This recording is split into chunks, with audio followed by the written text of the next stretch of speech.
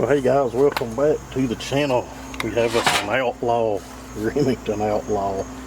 This was a flea market score I picked up probably a better part of 2 years ago.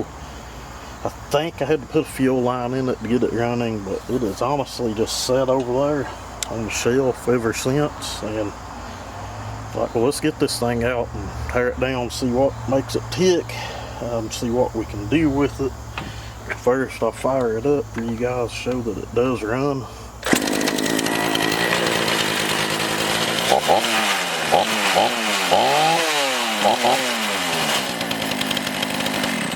Actually sounds pretty good. So as you can see, guys, this thing is very nasty. What we're going to do is get it cleaned up with some Super Clean. It's our degreaser of choice here on the channel. I like the foam.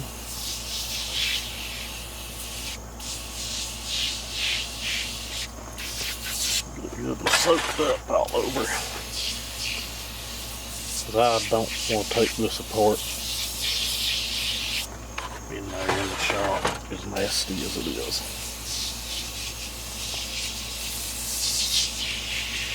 This stuff does a really good job, really good job.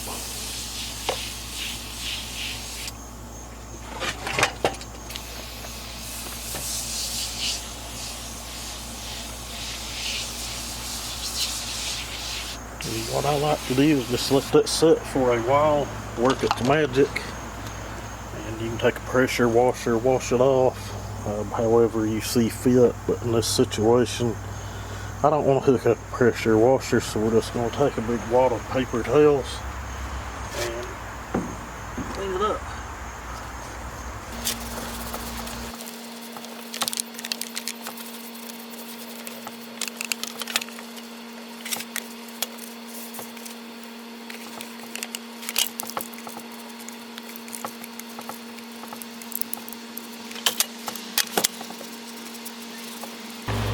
Well guys, she kind of cleaned up like new. Very, very nice looking little saw. Again, Super Clean is our cleaner of choice. Alrighty, now that we have a clean power head to work with, let's yank it apart and see what makes it tick. This video may just be the teardown on it, or I may just make one big long video. We will have to see.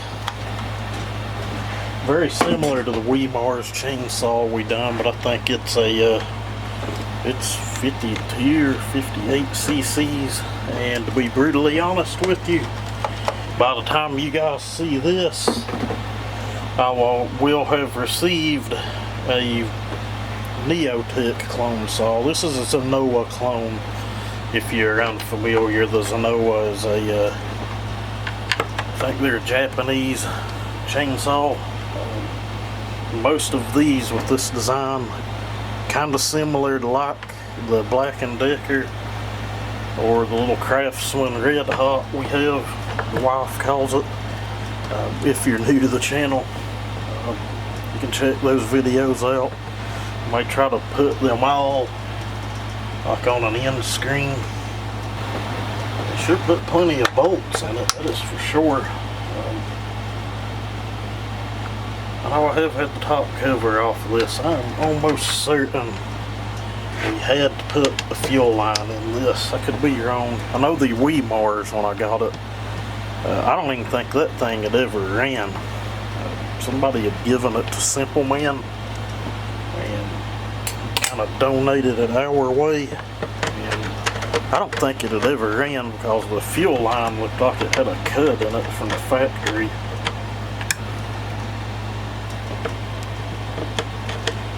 Interesting one is evidently being replaced with a Phillips head. Like the T25 was not going in there. I had to stop and take a look.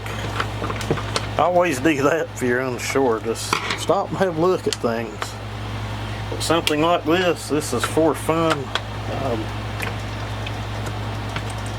we may just go full completely send on this and see what happens with it. If we are even able to go full completely send, you never know. Almost forgot to turn you guys on. Surely you didn't want to miss me taking 3 screws out of the starter cover. It'll be proper to recoil. You have to get that. I don't know, stuff like this is just for fun, kind of keep you fresh, I guess. We've done some pretty nice chainsaws this year on the channel. Hope to do more. I had someone message me about a 4910, but I don't think they have gotten back to me yet. I'd really like to do that one. It'd turn up real nice.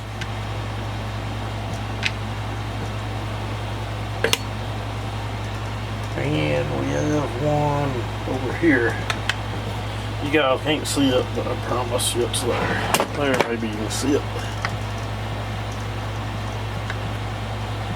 The difference between this and like the Black & Decker and the 42cc, what is it, a S140 Craftsman? Don't quote me on that, I probably got that number wrong. Those, the oiler and the fuel's both in the tank. And there is a 4th bolt kind of hid in there under that handlebar. And this one does have a rubber coated, seems to be a metal handle. And my daughter's, I guess I could call him her fiance's what he is now, just pulled in.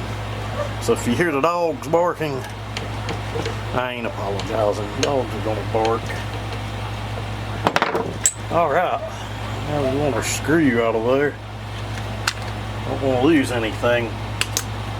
We do have an easy start mechanism, but this one seems to be really tight compared to some other ones I've seen. Flywheel ignition coil setup seems simple enough. If you've dealt with any of like the 5200, the 5800, the 6200 maybe they call them, same basic design.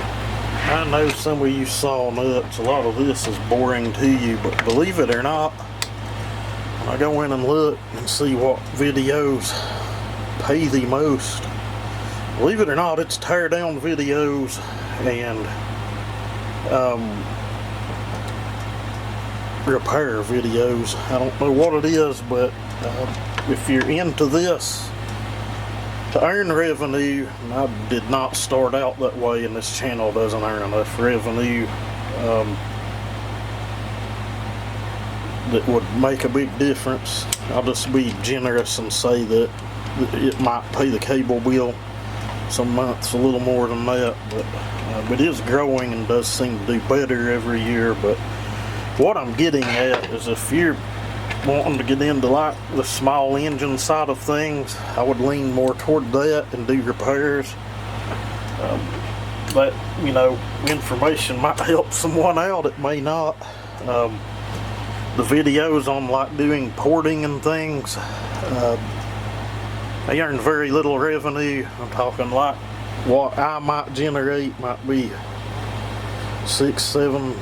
I think they pay $10 a milli, the advertisers do, which means $10 per 1,000 views, and that's not every porting or modifying video, and then, you know, we get 55% of that.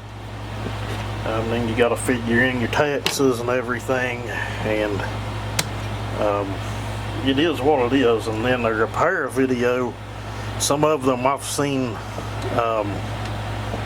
do as well as like $22 a milli, believe it or not, which again, a milli in YouTube terms means per 1,000 views. Come off of there, carburetor. And we got our tank line. It does look like I've put some lines in that through the factory grommet in the tank, if you're interested in seeing how that hot mess works. I about knew that that's what went on.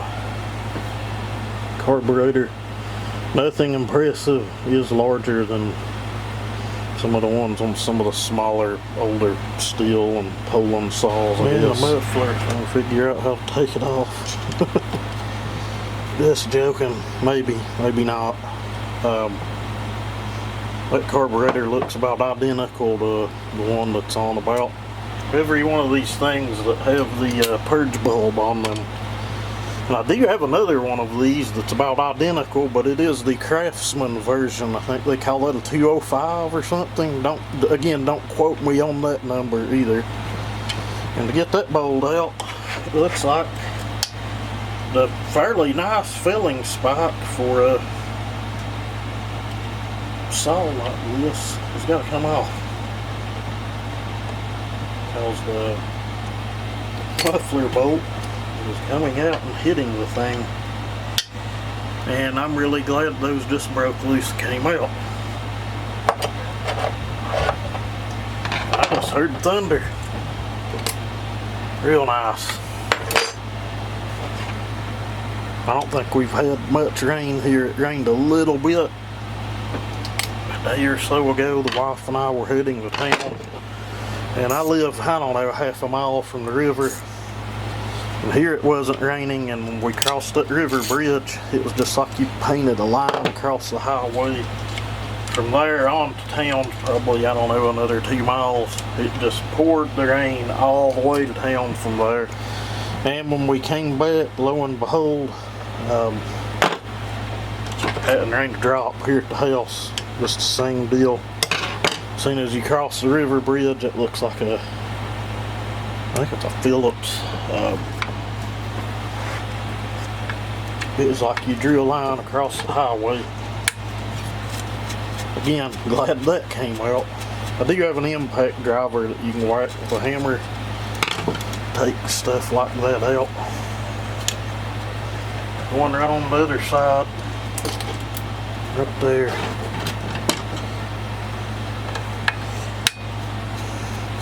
I've got you guys sitting right in front of it, the big bright video lights, and we bending down looking at that. Good Lord, what is that catastrophe? We don't need that. Can't make any power with that.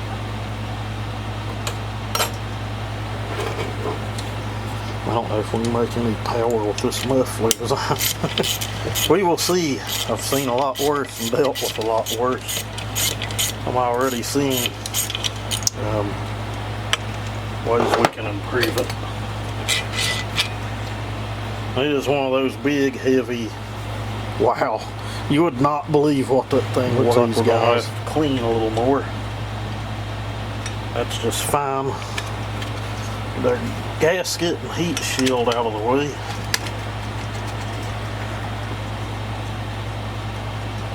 We might even put a muffler on it. I keep watching this old gentleman on another platform, and he'll get them done. I guess he's so excited to hear them run, he'll bust them off without a muffler cover or anything on them. It is what it is. I don't think I've been that excited to start one, but I totally get it. Alright, spark plug out. Not very tight at all. You gotta watch those flea market saws. Those people, those old men at the flea market. Like, she fires up on a prime and the plug will be loose, and yeah, they'll try to fire on a prime, but the cylinders are always scored up, freaking destroyed. I bought several home lights from the same old gentleman, other saws. 9 out of 10 of them things was just worthless, to be brutally honest with you. We tore a bunch of them down here on the channel if that interests you, but screw here where I'm pointing, I swear I don't see it, but I thought there was one on the other side as well. It's a good thing we went into this, because that one would have vibrated right out. It was about to fall out. Not like I would have had the thing out running and enough, but I don't know what I'm going to do with this just yet. We'll just have to see. Alright, I'm not seeing nothing else down in there. Probably wrong, but I swear I think we're good to take some cylinder bolts out. They were not very tight. I swear I think it was the Black & Decker. Might have been the Weimars. The cylinder bolts were so tight, Guys, it sounds like we're about to get a heck of a storm.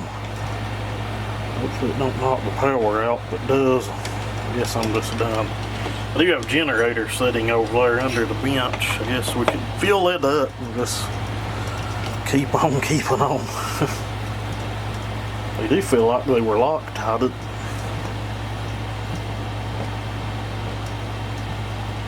I would have pulled numbers as is, but I'm not interested with numbers as is because you can about bet that squish is freaking crazy on the thing. Hey, there's a cylinder bolt, and as always, I put my cylinder bolts in an extra tray. Just something I like to do. Just me. I can throw this in my box parts over here. Those feel like they might be T27. That's got a little bit of slop, but you know what? It's taking them out.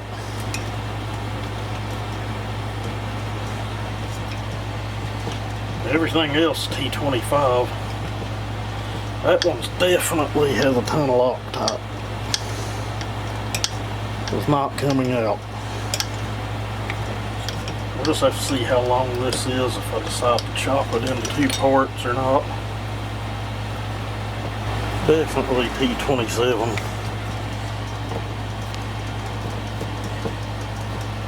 It's a farmer T-handle. It feels like it's seen better days. I bought a bunch of those and a bunch of scrunches on an order. The scrunches were really nice. The T-handles, I guess, it'd be okay to keep like in a tool pouch or something or in your truck. I kind of knew this. I had to just stop and pause for a minute, but there is a second screw in that intake block. It's on the front side and up here where the impulse tube goes. Right there.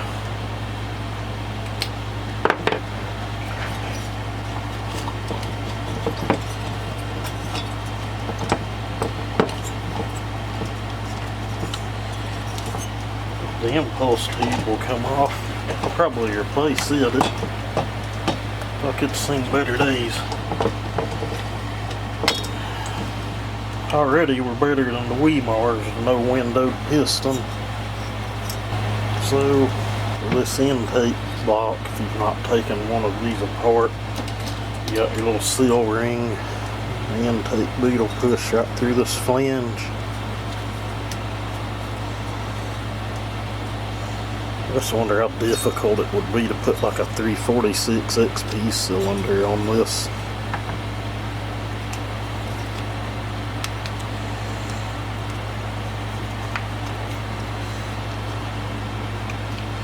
If I can get it worked through. There we go. There we have it. Just like that. Lay it over here in our box of parts. Just looking down the end of that boot, I already see room for improvement as far as airflow. That boot's not matched to the intake at all. So let's take the intake boot off, and then that's probably going to end the disassembly. I'm thinking I'm going to pull the flywheel off to set up my degree finder. That clutch could be a pain to get off of there. I'll have to come up with something. I don't think the tool I normally use to take clutches off is going to remove it. So I think I'll just take the flywheel off. Probably get squish set up and everything before I even do that.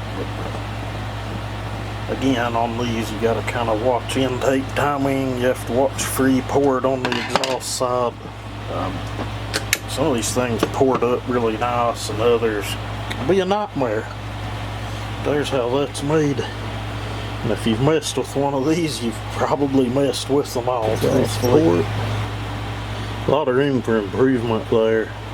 But open transfer port's going to put you in mind of a 200T or a Husky 350, a 44mm 350. And this one kind of has a pretty nice intake port as compared to like the 42cc versions. But the 42cc versions honestly have a little better transfer port design, but This one's a full circle piston. So what I mean by that, there's no windows in it. So I don't know, I think if the numbers play out on this and if we're able to do any machine work at all, might be able to make a really strong runner out of this thing, guys. But with that said, I think I'm just going to call this the teardown in part 1 to this, and we will proceed in another video and show what modifications I decide to do. But as always, I hope this helps somebody, and y'all have a good day.